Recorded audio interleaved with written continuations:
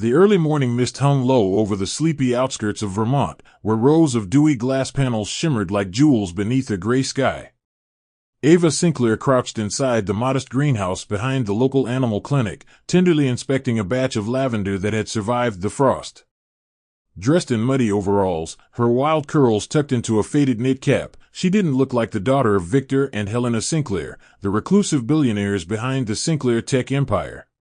To everyone around her, Ava was the quiet girl who fixed broken bird wings, spoke to plants, and spent hours helping elderly farmers carry feed sacks to their barns. No one suspected that her seemingly ordinary life was a carefully guarded secret. The greenhouse was her sanctuary, and the animals, her solace. Her hands bore the calluses of hard work, not luxury. The only soul who knew the truth about her inheritance and the empire she walked away from was Juliet Hartman, her best friend and the only person she trusted enough to hold her truth.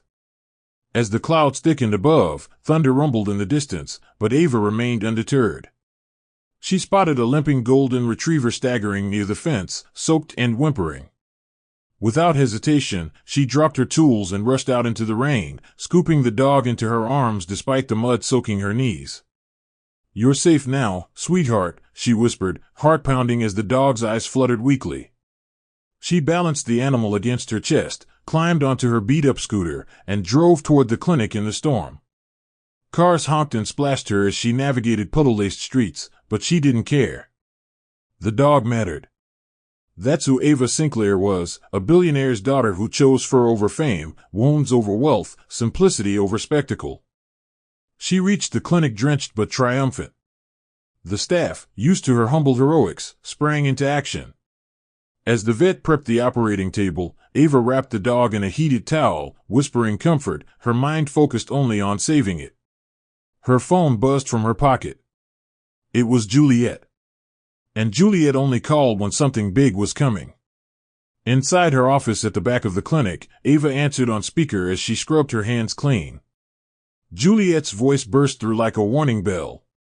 "He's done it, Ava. Grayson just secured the pitch meeting with Bolt Tech's VC board.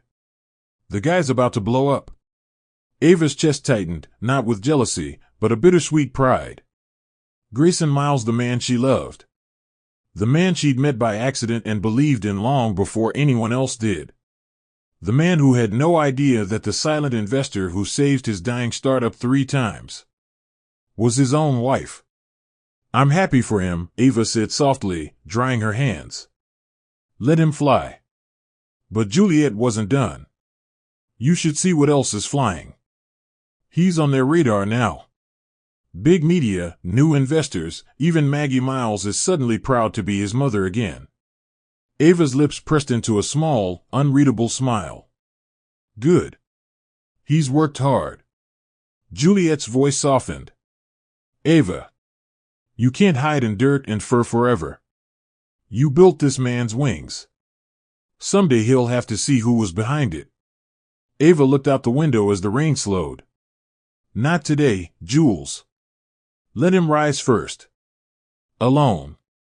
Grayson Miles stood hunched beneath the overhang of a gas station in Montpelier, his jacket soaked from the sudden downpour, his engine coughing its final breath beside the rusted gas pump.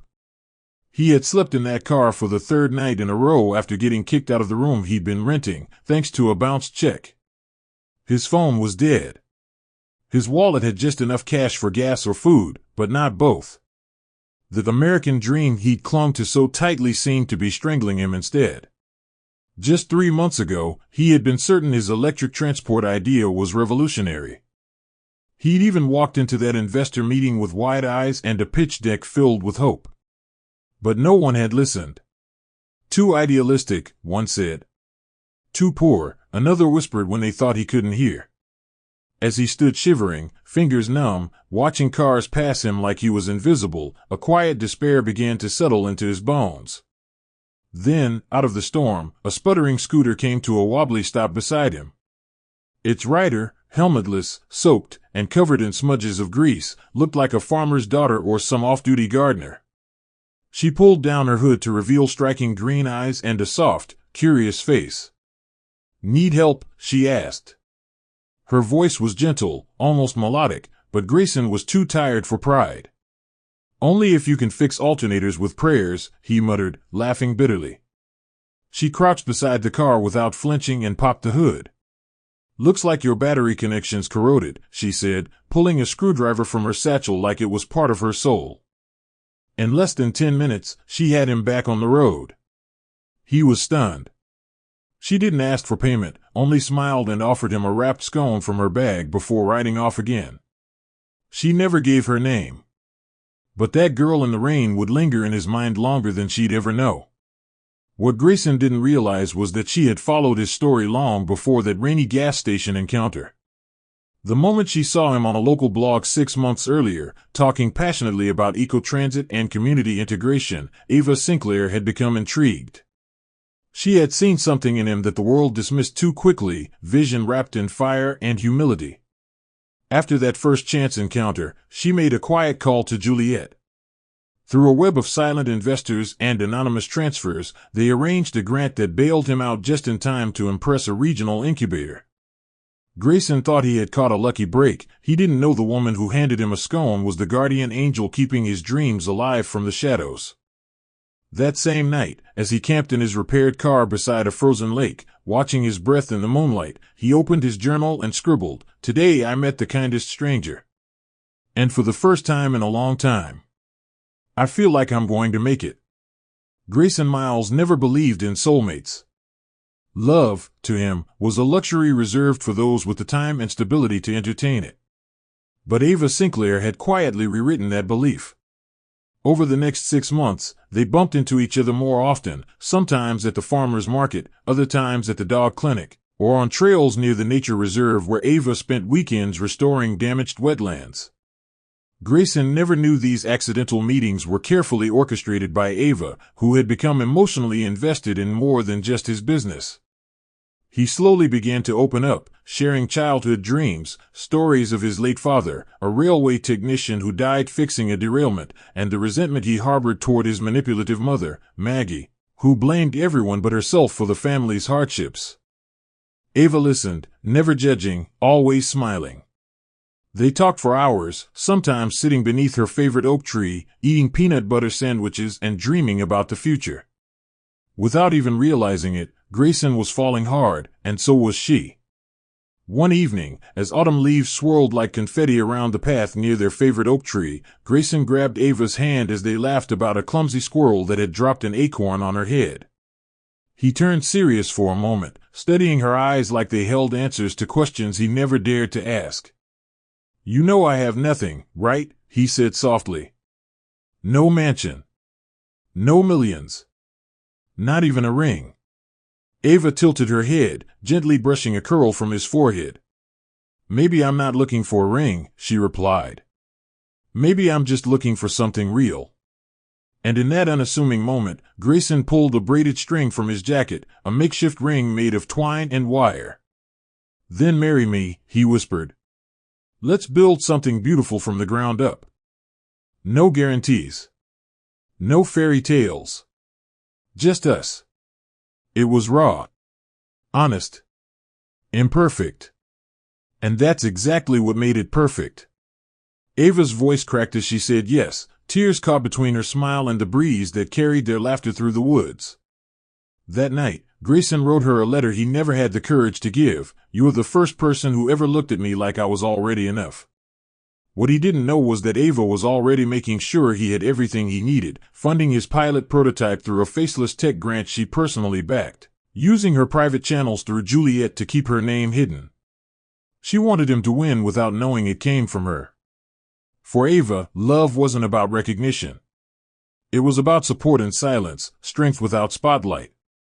She never told him she was Sinclair's only heir, or that the same electric battery technology his design relied on had originated from a lab her father once owned. She didn't care for credit. She only wanted to see him rise. And so, while Grayson slept peacefully beside her, murmuring dreams about patents and solar models, Ava stared at the ceiling, knowing one day she'd have to tell him everything. Or lose him forever. The first time Ava met Maggie Miles was on a Sunday afternoon brunch that Grayson insisted would be casual and warm. Casual it was not. Maggie's home was a pristine, coldly decorated suburban structure that smelled more of lavender spray than lived in comfort. The living room was filled with glass furniture, antique mirrors, and untouched books arranged by spine color, as if the house was a showroom and not a home. Maggie greeted Ava with a long, deliberate scan, pausing just long enough to smirk. "So, this is the gardener you've been bragging about," she said, her voice soaked in subtle venom. Ava extended her hand with a polite smile, ignoring the jab. Maggie took it limply. "What a charming, down-to-earth outfit," she added, eyes drifting to Ava's plain flats and threadbare sweater. Grayson, oblivious or choosing not to notice, poured wine and launched into a story about his new office space.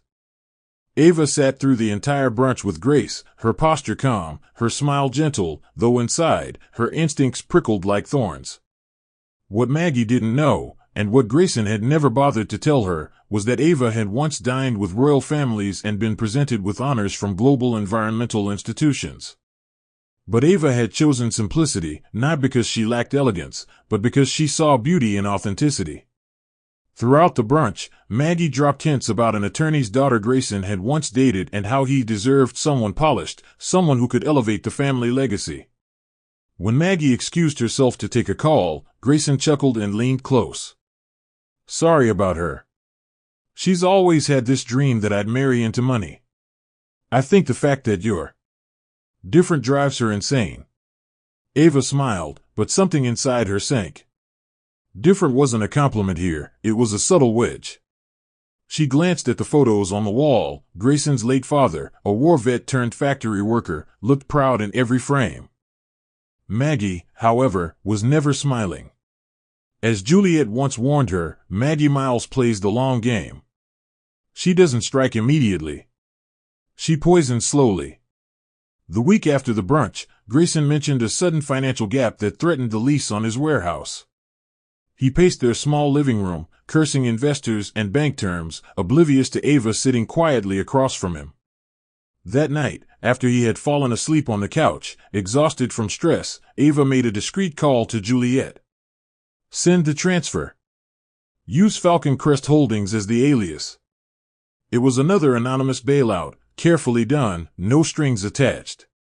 What Grayson believed was a last-minute loan from a small angel investor was in fact his own wife, ensuring his dreams didn't crash. She even ensured the loan documents carried a delayed payback clause, giving him space to breathe. She told herself she wasn't enabling him, she was protecting his purpose. But late that night, sitting under their shared blanket, Ava stared at the ceiling, wondering just how much longer she could give so much without being seen at all.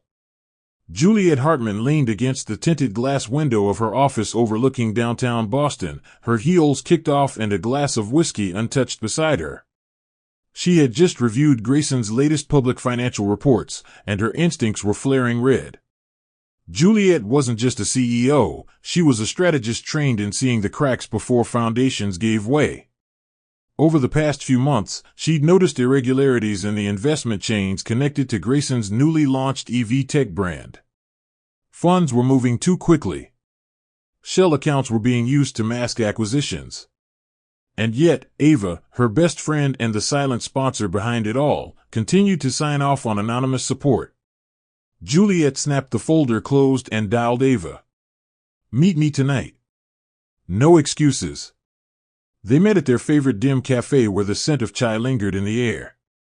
"I don't like where this is going," Juliet said. "He's expanding too fast. Taking on loans too big. It's like he's betting with someone else's chips." Ava sat quietly, stirring her tea as if the spirals could give her answers. "He's under pressure," she replied. "It's not easy getting into that world without a safety net." Juliet leaned forward, lowering her voice. "That's just it. He does have a safety net, you. And he doesn't even know it." Ava's eyes flickered, the weight of Juliet's words settling like bricks on her chest. "I don't do it for recognition," she said quietly. "I do it because I believe in him." Juliet softened. "I know. But you need to ask yourself if he still believes in you." She paused, then slid a file across the table, screenshots of Grayson authorizing budget reallocations from departments Ava personally funded. Ava barely blinked. He doesn't know it's mine. He thinks it's some generous funder backing him. Juliet's voice rose slightly. Exactly. Which means he's not protecting it. He's not protecting you. And I think he's starting to forget the value of what he has, because he thinks he earned all of it alone. Ava left the cafe feeling like someone had placed a ticking clock inside her chest. As she walked the quiet brick-paved streets back to her car, Juliet's words replayed in her mind on a haunting loop. What if Grayson's ambition was starting to blind him? What if the man she fell in love with, the one who once proposed with a wire ring and rain-drenched sincerity, was slowly becoming someone else? But instead of confronting him, Ava returned home and cooked his favorite meal, grilled salmon with lemon-thyme rice and a pear chutney. When he walked through the door, buzzing about a game-changing investor meeting, she smiled and served him dinner, not once bringing up Juliet's concerns. That night, as he slept soundly beside her, dreaming of world domination and tech empires, Ava sat by the window and quietly transferred another $100,000 into the logistics account he thought was backed by a shadow investor. Juliet was right. Ava was becoming a ghost in her own marriage. The air inside Nate's garage always smelled like engine grease, old rubber, and sweat, the kind of scent that lingered on your skin even hours after you left. Nathaniel Nate Brooks had known Grayson since high school, back when they shared dreams of owning a car company together before life pulled them in opposite directions. Nate never left town. He'd taken over his late uncle's auto shop, working tirelessly to keep the lights on while others chased skyscrapers and startup funding. That was until, almost overnight, a mysterious $50,000 donation appeared in his business account 2 years ago, enough to replace his lifts, repaint the space, and clear his debts. The paperwork simply listed the sender as Phoenix Investors Group, and Nate had always assumed it was a nonprofit initiative.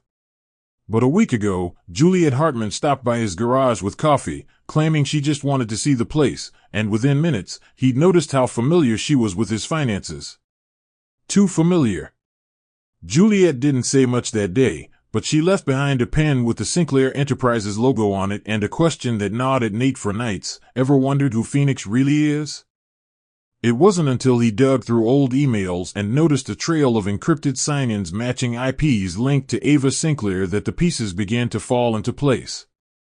Nate had always liked Ava, humble, earthy, kind, and far too patient for someone surrounded by wolves. But now, realizing that she was the one who saved his shop, made him question everything he thought he knew about Grayson's rise. He remembered the late-night calls from Grayson gloating about new funding, investors just loving his ideas, and pulling miracles out of nowhere. It had never occurred to Nate that Grayson might be a man propped up by a woman he never truly saw. That evening, Nate sat on the hood of a half-restored '65 Mustang, flipping his wrench between his fingers, wondering how long someone like Ava could pour herself out before she finally ran dry. The next morning, Ava arrived unannounced. She wore overalls, had a smudge of paint on her cheek, and brought homemade banana muffins. Nate said nothing for a long time, simply handed her a pair of gloves and pointed to the lift. Together, they worked in silence, the kind of silence that spoke volumes. It wasn't until she wiped her hands and handed him a muffin that Nate finally spoke. "How long you been saving people without telling them?" Ava blinked. "I don't save people. I just help where I can." He looked her in the eyes. "You saved me, Ava. That wasn't charity. That was lifeblood. And I think it's time someone said thank you, even if you won't." Ava looked away, the corner of her mouth twitching between sadness and peace. "He doesn't have to know," she said. "I didn't do it for credit." Nate shook his head. "Maybe not. But one day, when it all crashes, he'll wish he had known what he had." Ava stood at the edge of the vineyard Grayson had recently leased on the outskirts of Hartford. The land was a gift she had arranged quietly through Juliet, tucked inside a land trust bearing a fake LLC name. Grayson believed it was part of a business expansion deal he'd negotiated himself, a landowner impressed by his vision, he'd told his team. Ava watched from a distance as drones filmed the soft launch, where Grayson delivered a rehearsed speech about innovation, sustainability, and legacy. His tone was different now, slicker, louder, less grounded. She could barely recognize the man who once whispered dreams under the moonlight. There were no animals here, no hand-planted trees, just artificial applause and expensive champagne. When Ava tried to approach him after the event, he smiled distractedly, kissed her on the cheek, and excused himself to shake hands with a senator's daughter. She stood in her simple linen dress, unnoticed, like a forgotten page in a story she helped write. Later that week, Grayson hosted a private rooftop event in Manhattan. The invitation read, "Black tie only, investors and industry elites." Ava received no formal invite. She only heard about it from Rachel, Juliet's sarcastic assistant, who found it odd that Grayson's wife wasn't on the guest list. Ava showed up anyway, wearing a classic ivory gown that once belonged to her mother, timeless, understated elegance. She walked through the event unnoticed at first, weaving past millionaires and media magnates until she caught a glimpse of Grayson, laughing, animated, with his arm casually draped around Dahlia Brighton, the senator's daughter. Maggie Miles stood nearby, sipping red wine with an expression of smug approval. "That's what a power couple looks like," Maggie whispered to one of her bridge club friends, loud enough for Ava to hear. Ava didn't cry. Instead, she stepped onto the balcony, stared into the skyline, and breathed deeply. Juliet appeared beside her minutes later. "How much longer are you going to let him perform your life while you sit in the wings?" Ava whispered, "Until the curtains fall." The days that followed were like watching a fast-forward montage of someone else's life. Grayson moved into a luxury penthouse for work-life balance, citing traffic and boardroom proximity. He began traveling more, calling Ava less, and sending impersonal texts in place of conversations. Ava still kept the home they once shared, planted fresh marigolds in the garden, fed the stray cats that roamed the porch, and continued her shifts at the animal clinic. But something had shifted. Juliet noticed it too. "He's spiraling upward, Ava," she said during one of their late-night porch talks. "You either tell him the truth or you watch him forget who you are completely." But Ava didn't want to reveal herself out of pain. She wanted to protect what was left of the man she loved. And so, she let him soar, pretending not to notice the storm clouds gathering just beyond his sky. Because she knew, deep down, that every ascent has a price, and gravity always waits. The morning sun filtered through gauzy white curtains as Ava stood barefoot in their garden, her hands brushing over the dew-kissed petals of the wild roses she had planted with Grayson 2 years ago. It was their anniversary, 3 years married, 5 years in love, and she had planned everything with delicate thoughtfulness. The backyard had been transformed into a candlelit haven, strung with warm fairy lights and decorated with little notes recalling their memories together, first kiss under the oak tree, the road trip to Arizona, their midnight arguments that turned into laughter. On the table was his favorite meal, rosemary lamb, roasted garlic potatoes, and fresh mint tea. She wore the same pale blue dress she had worn the day he first called her beautiful. For hours, she waited, watching the sky bleed from soft amber to dark indigo, heart swaying between hope and realism. But the gate never opened. His key never turned. His shadow never arrived.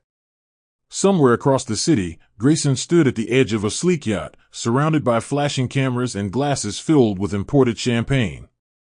He laughed easily, retelling embellished stories of his scrappy journey from the garage to the boardroom, conveniently omitting the names, the truths, and especially the sacrifices that made his rise possible. Dahlia Brighton stood beside him in a golden satin dress, subtly twining her fingers through his arm while Maggie Miles introduced them as the future power couple. To Grayson, it was all optics, branding, networking, the illusion of elite legacy. He had buried thoughts of Ava beneath ambition and champagne, too distracted to realize what day it was. When his assistant mentioned a missed calendar event, he waved it off, saying he'd catch up later. Meanwhile, the man who once built dreams from scraps was now renting them from billionaires' daughters, utterly unaware that he had long since stopped being the author of his own story.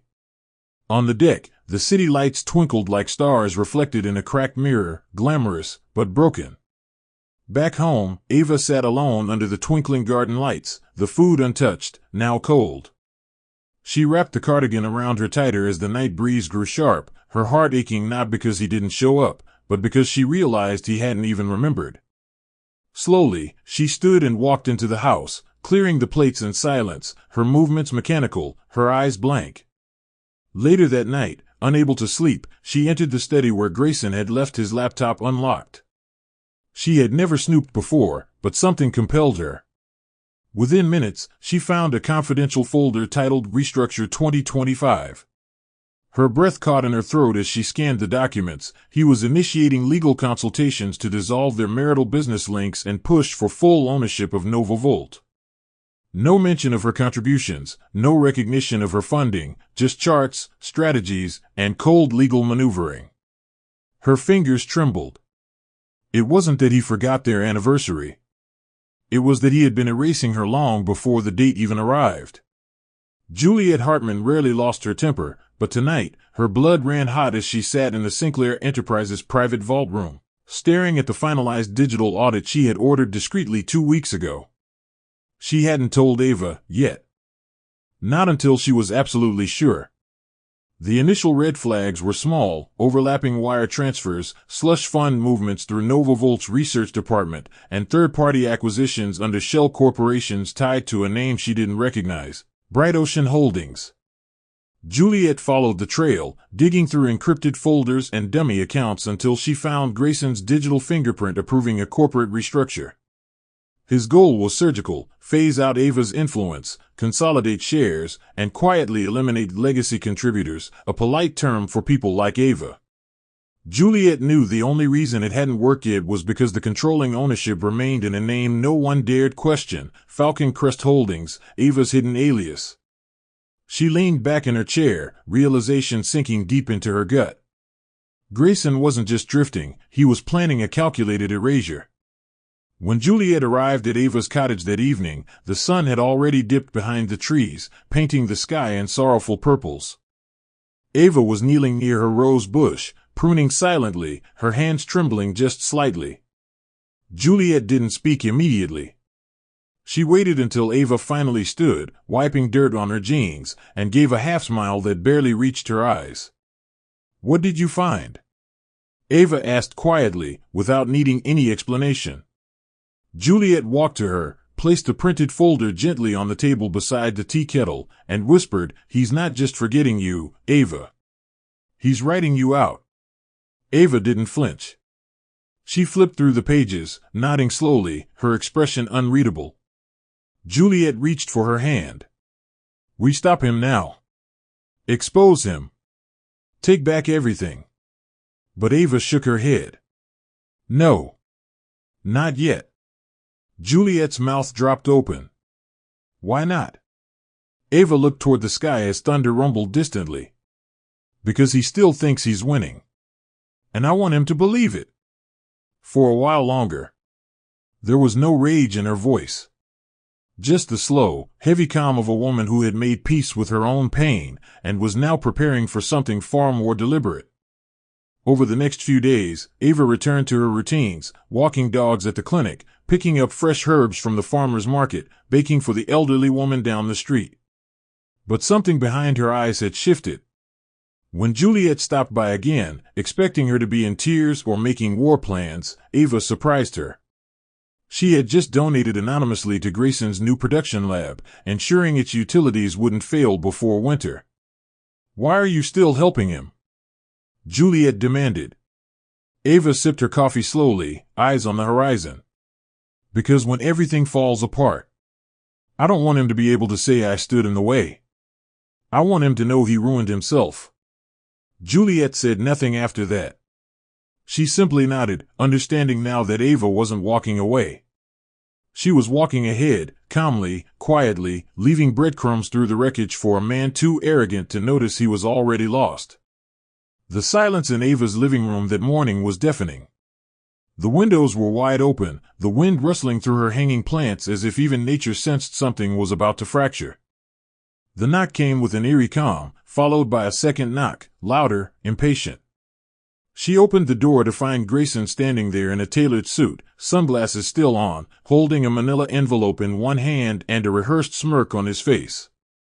Behind him stood a courier, awkwardly clutching a clipboard. "Let's make this easy," Grayson said as he walked in uninvited, dropping the envelope on the coffee table. Ava didn't move. She watched him like he was a stranger who had once been someone sacred. "Divorce papers," he announced flatly, removing his sunglasses. "I'm buying you out. The house, the shares, the little assets tied to your name, I'll offer a clean settlement. No lawyers. Just sign and disappear." Ava's breath caught, not in surprise, but in slow-burning heartbreak. She sat down, calmly, her fingers brushing against the envelope without opening it. "Why now?" she asked. Grayson shrugged, pacing slowly across the living room that she had filled with plants, stray cats, and memories he now refused to acknowledge. "Because we're not aligned anymore. We're different people now. I've outgrown this phase." His tone was cold, his words sharp. "Look, Ava. You've always been sweet. But you're small town. And I'm global now. You wouldn't understand the kind of power I'm walking into. The kind of people I deal with now? They don't sip herbal tea and talk to animals." Ava stared at him, her eyes glassy but steady. She didn't scream or cry. Instead, she reached for a pen from the drawer, signed her name where he pointed, and quietly placed the papers back on the table. Grayson laughed. Actually laughed. A short, victorious burst that echoed through the home like a gunshot. "You will suffer," he said, adjusting his jacket. "But hey, you'll thank me later. You needed this wake-up call." The door clicked behind him like the end of an era. Ava stood alone, the papers still warm from where her hand had touched them. She walked to the kitchen, poured herself a glass of water, and leaned against the counter, letting the weight of everything settle. But the tears didn't come. Not yet.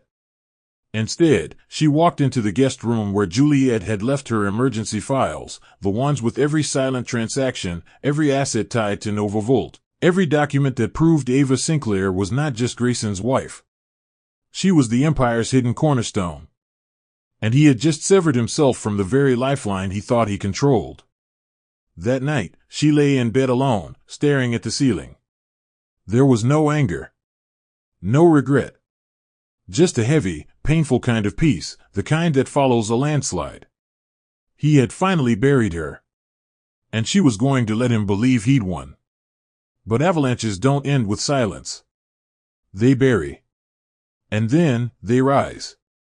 Grayson Miles stood beneath a blazing array of lights, confetti falling around him like metallic rain as reporters jostled for a better photo. Nova Volt's latest partnership with Horizon Auto had just been announced, and Grayson soaked in the applause like it was oxygen.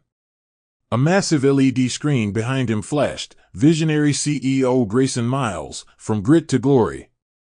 He gave a grand speech, quoting ancient philosophers he'd barely read and throwing in Ava's favorite metaphors without credit. He wore arrogance like cologne now, thick, expensive, and suffocating. When someone asked about his personal life, he smiled coyly and said, "I've shed the weight that was holding me back." The room laughed. Champagne glasses clinked. Investors shook his hand like he was the messiah of green tech. Grayson believed the world finally saw him, that he had stepped into his rightful throne. What he didn't know was that the hands applauding him were also watching the timer Juliet had quietly started behind the scenes. Meanwhile, Ava moved like water, silent, clear, flowing through spaces that required no noise. She disappeared from the social circles she once kept in secret, declined all board meeting invitations, and handed Juliet full control of all public-facing company decisions. She retreated to a small cabin in the Berkshires, nestled between hills and fox trails, where birdsong greeted her instead of boardrooms. There, she spent her mornings caring for injured hawks and her evenings building eco-shelters for abandoned wildlife. The media called it emotional withdrawal. Juliet called it tactical brilliance. "He needs to believe he's ahead," Ava said softly during one of their rare phone calls. "Let him enjoy it. Let him rise. The view is always prettiest before the fall." Juliet, though skeptical, trusted Ava's instincts. The empire they'd built was laced with invisible threads Grayson had unknowingly tangled himself in the moment he cut her loose. And Ava? She wasn't waiting and hiding. She was waiting with purpose, gathering stillness like a weapon, preparing for the inevitable unraveling. Back in the city, Grayson spiraled upward with blind momentum. He moved into a penthouse apartment with a view of the Hudson River and filled it with expensive furniture he'd never sit on and art he didn't understand. His social media exploded. Magazines labeled him a self-made genius, influencers idolized him, and Maggie Miles strutted through fundraisers like royalty, spouting lies about the struggles we overcame as a family. Nate, once Grayson's closest friend, watched from afar with tight-lipped silence. When Juliet sent him a message that simply read, "Phase 1 is done," he knew the storm was coming. But Grayson remained blissfully unaware, drinking, posing, flaunting his name on every panel, still convinced that success meant cutting everyone else down. In his eyes, he had conquered the world. But in Ava's eyes, he had only stepped out onto the ledge, and she knew better than anyone that the higher a man climbed without roots, the harder the fall when gravity remembered his name. Maggie Miles adjusted her pearl necklace in the makeup chair, sipping lemon water with the elegance of someone who had practiced looking important her entire life. She sat tall under the studio lights of Morning Mirror Live, ready for her exclusive segment titled Mothers of Moguls. Dressed in her signature navy blazer and silver brooch, she gave the camera her most practiced smile as the host began. "Today, we sit down with Maggie Miles, the mother of America's newest tech icon, Grayson Miles." Maggie didn't hesitate. She leaned forward like she had waited for this moment her entire life. "My son was always brilliant," she began. "He built things with nothing but scraps as a boy. We never had help. Just hard work and determination." She conveniently skipped over the years she'd called him a failure, the loans Ava paid off silently, the garage Nate funded from borrowed hope. "He's self-made," she declared, "because we come from people who never relied on handouts." The audience clapped, unknowingly cheering for a lie. The interview went viral within hours. Clipped segments of Maggie boasting about her sacrifices and Grayson's long journey flooded social media, stirring admiration from strangers and fury from those who knew the real story. Ava watched the entire thing from the kitchen of her cabin, cradling a warm cup of sage tea. She didn't flinch. She didn't cry. Instead, she reached down and stroked the back of a rescued fox pup curled beneath her table. Juliet, however, was livid. "Do you want me to respond?" she asked over the phone. "Because I will." Ava's voice was quiet but steady. "No. Let them believe it. Every time they lie, they tie their own rope a little tighter." Juliet sighed, pacing her office. "He's getting awards now, Ava. Businessperson of the Year. Tech Prophet. They're talking about magazine covers. You sure you want him riding this high?" Ava smiled faintly. "He needs it. The higher they fly, the more they forget the ground. He's not rising. He's inflating." The next day, Grayson called Juliet unexpectedly. His tone was upbeat, almost smug. "Saw the numbers this morning. Press coverage after the interview pushed our stock price up 8%. Tell Ava." "Oh wait." He paused, chuckling. "Never mind." Juliet clenched her teeth but played along. "Congrats, Grayson. You're a star now." He laughed. "It was always going to happen. All I needed was the right break." Juliet ended the call with a polite goodbye, then immediately sent a message to Nate. "Stage 2 begins now." That evening, Nate visited Ava at her cabin, not with blueprints or files, but just his quiet presence. They watched the stars rise above the mountains, sipping cider in silence. "He doesn't know you're the reason his empire didn't collapse in year 1, Nate finally said. Ava didn't answer. She just leaned back in her chair, listening to the wind. Because the truth wasn't ready to be told. But soon, very soon, it would speak loud enough to shake everything. Braden Cole never liked to wait for opportunity, he preferred to manufacture it. As CEO of Renova Dynamics, NovaVolt's largest emerging rival in the electric transport sector, Braden had built his success on exploiting weaknesses in giants. Charismatic but venomous, Braden was known in elite circles as the kind of man who could smile while sinking your ship. When NovaVolt began climbing the Nasdaq, Braden took notice, not because of admiration, but because he recognized something unstable beneath the surface. His analysts flagged inconsistencies in share structures and an unusual veil of non-disclosure patterns tied to early seed funders. That intrigued him. He knew empires built too quickly often left cracks behind. So he launched a casual inquiry to Juliet Hartman under the guise of a potential acquisition proposal. Just a friendly lunch, he'd said with a fox-like grin. But Braden didn't deal in friendships. He dealt in leverage. And he suspected NovaVolt was built on a story no one had told, not yet. Juliet agreed to meet him at a sleek downtown wine bar, dressed in gray silk in confidence. She knew Braden's type. He didn't sip wine for the flavor, he sipped to steady reactions. He opened with pleasantries, then leaned in and said, "Your boy wonder. He's either the smartest liar in this industry or the dumbest rich man I've met in a decade. Either way, I smell an opening." Juliet smiled, swirling her glass. "And what do you want from this opening?" Braden leaned back. "A stake. Enough to hurt if I pull out. But not enough to alarm him." Juliet paused. "He won't sell. Not unless you push him into a corner." Braden's smile widened. "Then maybe I should help him build the walls around himself." Juliet returned to Ava's cabin that night with the conversation fresh in her mind. "He smells blood," she warned. Ava was unfazed. "Then let the shark circle. I didn't build NovaVolt to survive. I built it to reveal." Juliet blinked. "Reveal what?" Ava looked into the fire. "Truth. You'll know when it hits." Meanwhile, Rachel Dawes had been working late nights at Juliet's request, poring through NovaVolt's internal transactions with surgical precision. She was sarcastic by nature, but when it came to corporate auditing, she was lethal.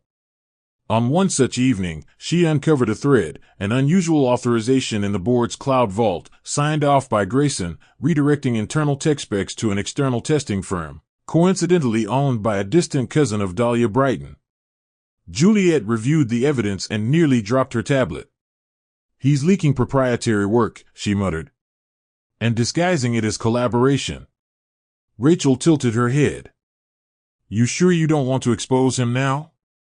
But Juliet shook her head. "We'll give him rope."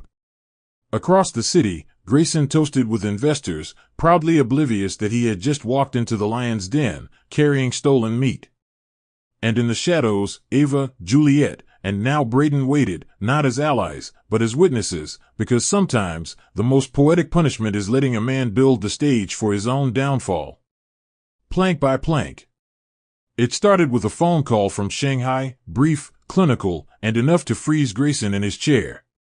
One of NovaVolt's primary overseas investors, Syndrotech Ventures, had abruptly pulled their funding, citing internal strategic shifts. Grayson knew better. The language was sanitized, but the message was clear: someone else was influencing boardroom decisions, and he wasn't part of the conversation.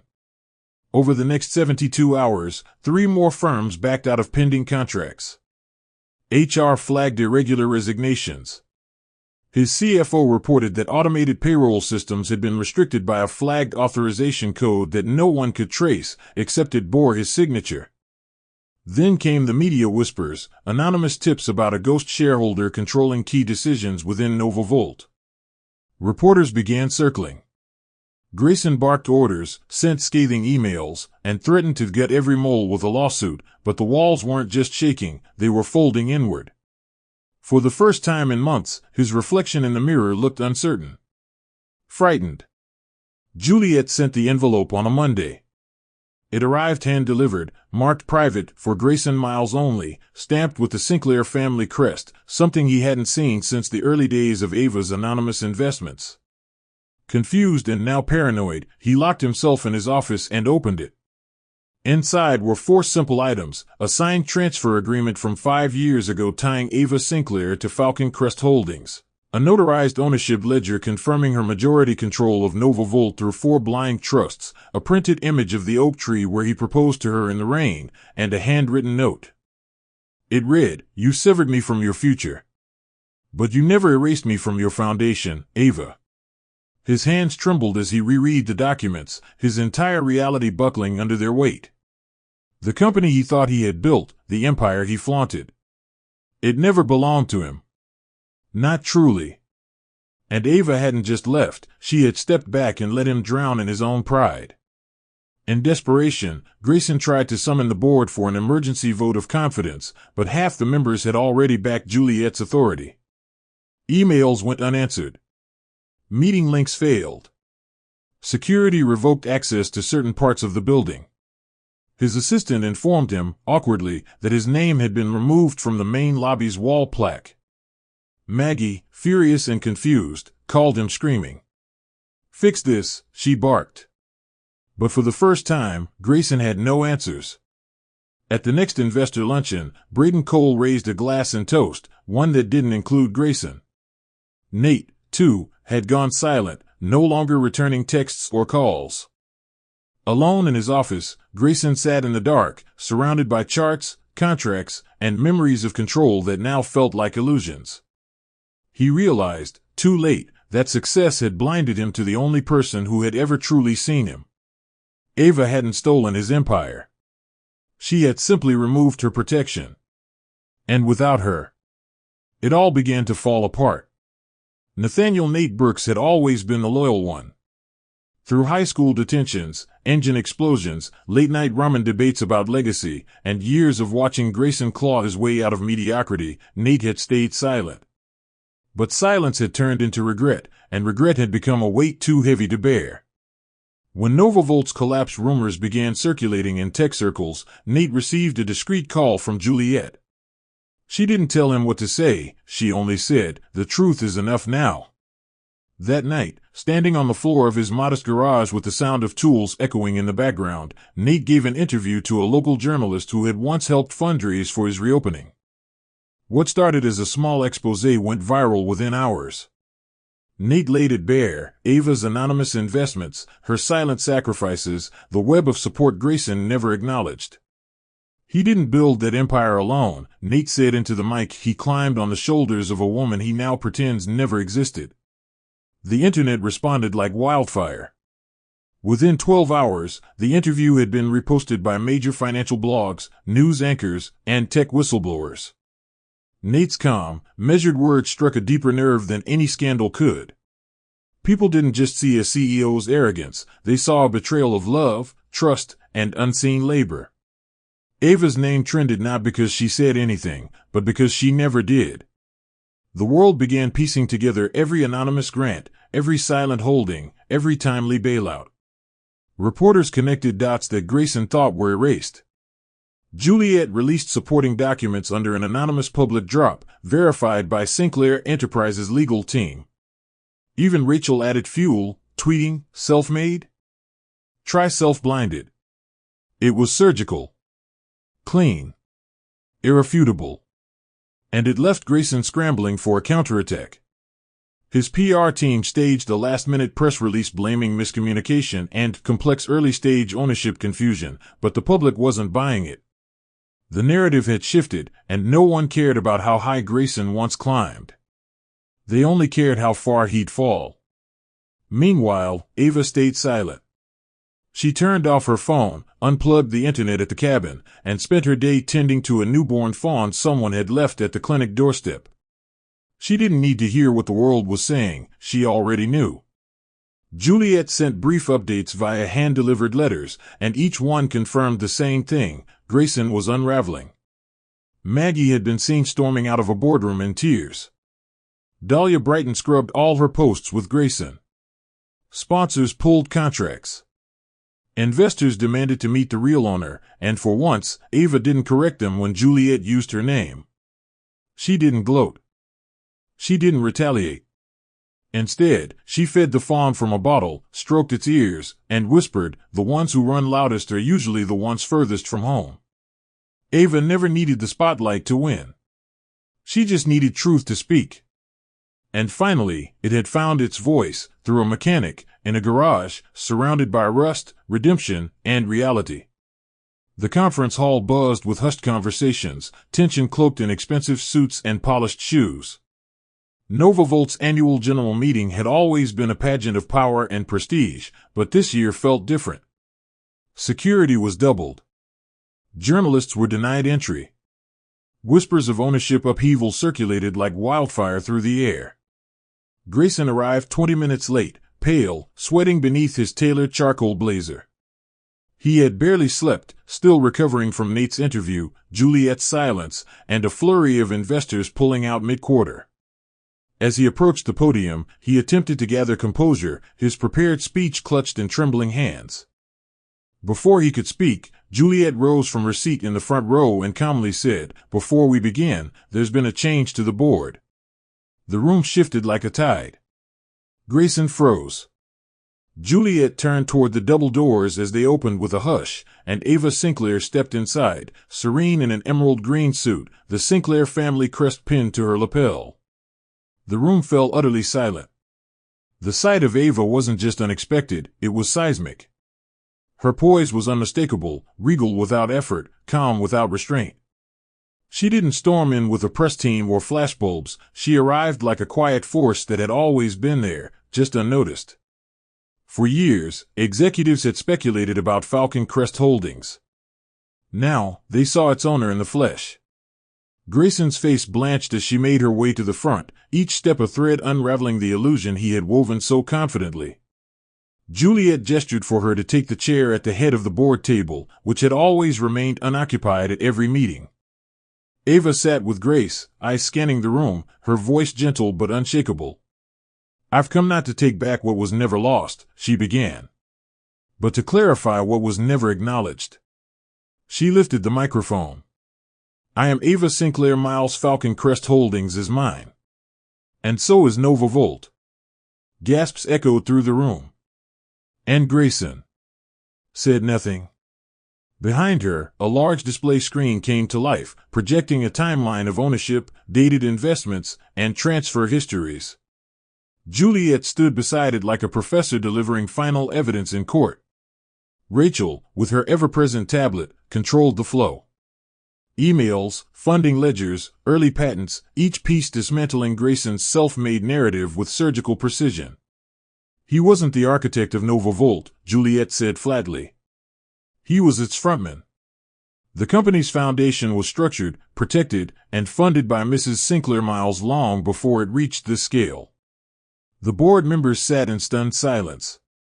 One tried to object, but Rachel produced legal documents proving Ava's majority ownership. The final slide read, "Transition of operational leadership effective immediately." Ava didn't gloat. She didn't even look at Grayson. Her eyes remained on the company she had nurtured from the shadows. And at that moment, the world didn't see a discarded wife.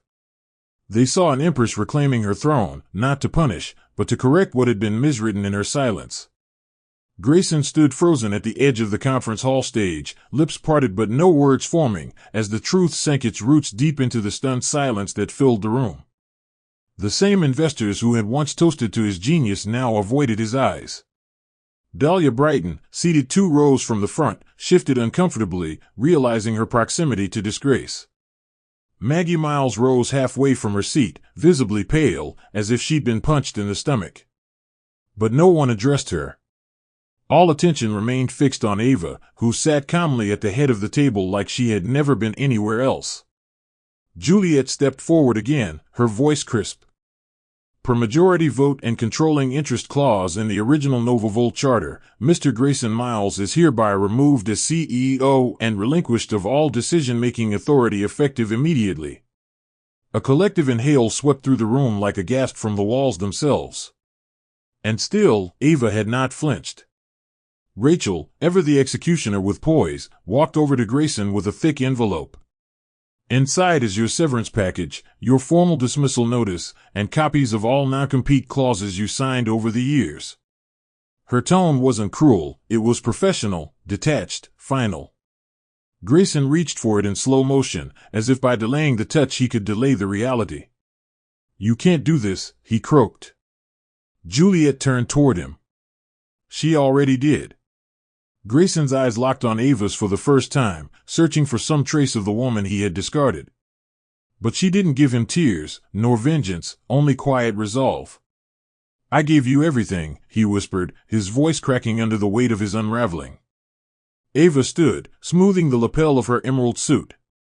"And you taught me what happens when everything isn't enough for someone who believes they deserve more than truth." Her words were not loud, but they echoed through the room like a sentence passed. There was nothing left to say. Security didn't drag him out, he wasn't worth that spectacle. Instead, Grayson walked out on his own, past employees who turned their eyes away, past colleagues who now saw the fraud beneath the polish.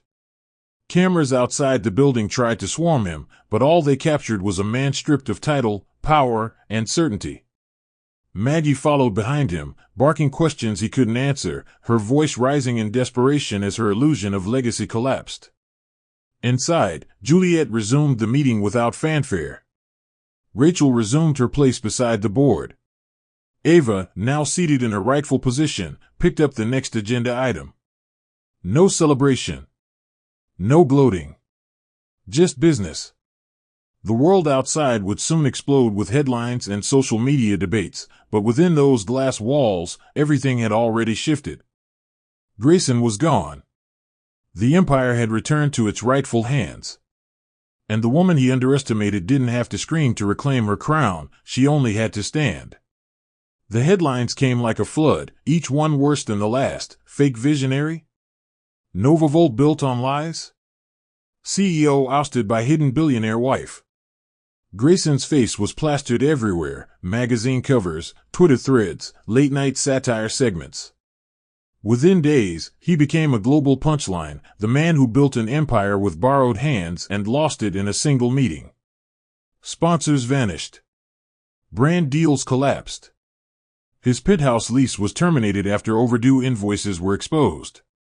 Maggie was photographed screaming at reporters outside a courthouse, claiming her son was framed by a gold digger, but even the tabloids ignored her now.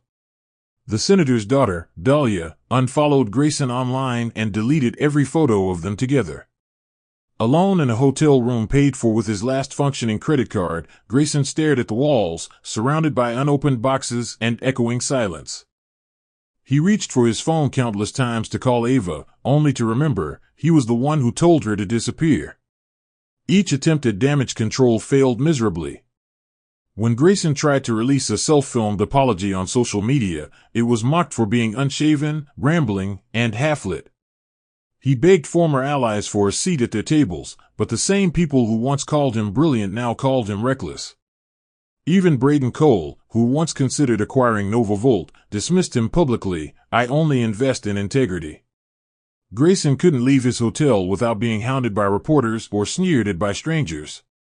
Once, someone in a coffee shop whispered too loudly, "Isn't that the guy who got schooled by his wife?" The laughter hit harder than any punch. Days melted into nights. Grayson stopped shaving. His phone calls to Maggie became desperate, then incoherent. He started drinking cheap bourbon, straight from the bottle. He'd stare at his reflection, searching for the man who once stood in conference halls with fire in his chest. But all he saw was a man undone, not by war or scandal, but by his own blind arrogance and the kindness he mistook for weakness. Meanwhile, Ava remained unreachable. She didn't block his number. She simply never answered. Her silence wasn't cruel, it was complete. Juliet ignored his voicemails too, as did Nate. Rachel posted a cryptic message that read, "When a house falls, don't blame the wind. Blame the one who left the doors open." The world moved on, but Grayson didn't. He lived in the pause, haunted by the realization that everything he ever wanted, validation, power, legacy, had been given to him freely by a woman who asked for nothing in return. And when he had it, he destroyed her with the belief she wasn't enough. Now he understood. She hadn't walked away from the Empire. She was the Empire. Without her, the machine collapsed. Not in flame, but in silence. And in that silence, Grayson finally learned what it meant to suffer, not in loss of wealth, but in knowing the one person who believed in him would never come back. And never needed to. The morning air was crisp atop the hill behind Ava's cabin, where tall wild grasses swayed beneath a soft golden sun. She stood beside the old oak tree where Grayson had once proposed with nothing more than wire, rain, and trembling hope. The memory didn't hurt anymore. It simply existed, like an old photograph you no longer cried over. In her hands, she held a basket of freshly baked bread, herbs, and a handwritten note for a local shelter she now donated to anonymously. After dropping it off, she would head to the Wildlife Rehabilitation Center Juliet helped her establish, a quiet facility that healed animals as broken and forgotten as she once felt. Her days were full, her heart still. She had not returned to Nova Volt's helm beyond reclaiming its ownership. She didn't need meetings or podiums. She didn't need cameras or applause. Peace had become her currency. Silence, her signature. And healing, her lasting legacy. Juliet visited that afternoon, bringing fresh coffee and business documents Ava never opened. They sat on the porch, barefoot, watching the clouds drift like idle stories across the sky. "You know," Juliet said, "you could have destroyed him completely. Bought the building he's squatting in. Froze his accounts. Publicly humiliated him." Ava smiled gently and looked out over the valley. "I didn't want revenge. I wanted clarity." Juliet tilted her head. "And did you get it?" Ava nodded. "More than I thought I would. Because now I see what I gave wasn't wasted. It simply wasn't meant to be understood by the person I gave it to." They said nothing for a while. Just listened to birds, to rustling trees, to the sound of things beginning again. There were no regrets. Not for the money, the silence, the years of invisible effort. Ava knew now that her greatest mistake wasn't helping Grayson, it was believing that love meant silence. And her greatest victory wasn't reclaiming the Empire, it was rediscovering herself. That evening, Ava walked to the nearby stream where children from town sometimes played, her boots crunching softly on gravel. A little girl had dropped her carved wooden rabbit into the water and stood crying by the edge. Without hesitation, Ava stepped in, shoes soaked, and retrieved it. "Don't lose the things that matter," she whispered as she handed it back. The girl smiled, and for a moment, Ava felt something pure and full, a reminder that the most beautiful legacies are built in unnoticed acts. As she returned home, the wind swept through her fields of wild lavender, and the sun dipped low with one final bow. In that moment, Ava knew she had lived fully, loved deeply, and walked through fire without ever turning to ash. She hadn't just survived betrayal, she'd transcended it. And now, with the weight behind her and the light ahead, there was only one chapter left to write, new beginnings. Sunlight poured through the tall windows of the Sinclair Eco-Village Initiative headquarters, casting warm gold across the polished wood floors and rows of hand-carved desks made by local artisans. Ava stood quietly at the front, watching volunteers help children plant trees in biodegradable pots for Earth Day. What began as a small conservation dream had blossomed into a nationwide movement, reclaiming neglected land, building animal shelters, supporting green startups, and reviving rural communities. Behind the scenes, Juliet ensured everything ran with strategic brilliance, while Nate now ran a vocational training garage under the same foundation. Rachel, now Director of Compliance at Nova Volt, remained unshakable and loyal, working side by side with Juliet as if they had been born for this. Ava, however, stayed mostly out of sight, choosing fieldwork, forest walks, and fireside mentorship over any corporate throne. She had found purpose not in regaining power, but in spreading it. And in doing so, she finally became whole again. Grayson's name still appeared in occasional articles, mostly as cautionary footnotes in business ethics seminars or memes on social media. Once, someone forwarded Ava a clip of him being escorted from a panel he tried to crash. She didn't watch it. Not because it didn't matter, but because it no longer did. She had already made peace with the past and buried it beneath oak roots and wild roses. Sometimes at night, she would sit on her porch and reread old journal entries, not to mourn, but to marvel at how far she'd come. Her cabin, once a hideaway, had become a destination for young leaders seeking wisdom without spotlight. She taught them how to lead quietly, how to build without noise, how to endure without losing themselves. She taught them that forgiveness was a form of freedom, and that you don't need an audience to win. And when they asked her how she survived betrayal, her answer was always simple: I never let it define me. On her birthday, Juliet hosted a small celebration under the stars with a bonfire, string lights, and a live folk band. There were no camera flashes. No red carpets. Just warmth, laughter, and people who saw her not as a billionaire, but as Ava. As the night wore on, Juliet gave a quiet toast. To the woman who reminded us that you can build an empire without noise, survive betrayal without vengeance, and reclaim a legacy with dignity. Ava laughed softly, raising her glass. To beginnings. The kind you don't have to announce. That night, before bed, she stood by her window watching fireflies dance in the distance. Her life had come full circle, not with headlines or revenge, but with quiet grace, rich soil, and peace that no man could steal. She hadn't just started over. She had evolved. And for the first time in years, she no longer looked back. Because the best revenge was never payback, it was freedom. And she was finally, beautifully, free. The end.